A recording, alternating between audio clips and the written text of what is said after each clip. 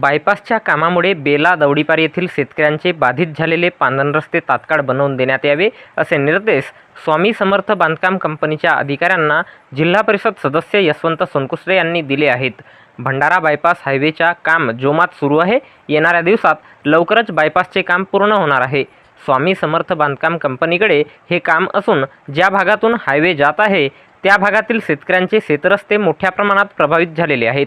काही भागात तर शेतकऱ्यांना आपल्या स्वतःच्या शेतावर जाता येत नाही आणि दळणवळणाचा मोठा प्रश्न निर्माण झालेला आहे।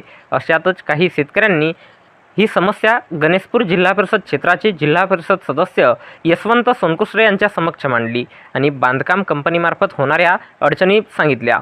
जिल्हा परिषद सदस्य यशवंत सोनकुसरे यांनी दिनांक 13 मे 2024 रोज सोमवारला सकाळी 9 वाजता दरम्यान सर्व शेतकऱ्यांसोबत काम सुरू असलेल्या जागेवर जाऊन बांधकाम कंपनीच्या अधिकाऱ्यांना धारेवर धरले। एका बाजूला चांगले विकासकाम सुरू असताना त्या विकासकामाच्या नावाखाली जर स्थानिक शेतकऱ्यांची पिळवणूक होत असेल तर ही बाब खपवून घेण्यासारखी नाही असे खडेबोल जिल्हा परिषद सदस्य यशवंत सोनकुसरे यांनी बांधकाम कंपनीच्या अधिकाऱ्यांना सुनावले।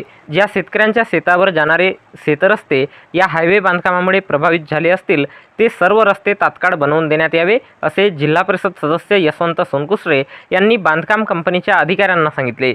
तात्काळ शेतरस्ते तयार करून न दिल्यास काम बंद पाडण्यासाठीही मागेपुढे बघणार नाही अशी तंबी बांधकाम कंपनीच्या अधिकाऱ्यांना त्यांनी दिली। यावेळी बांधकाम कंपनीच्या अधिकाऱ्यांनी सर्व शेतकऱ्यांचे पांधन रस्ते तयार करून देतो अशी हमी दिली आणि लगेच सकाळी 10 वाजतापासून काही पांधन रस्त्याच्या कामाला सुरुवातही करण्यात आली आहे।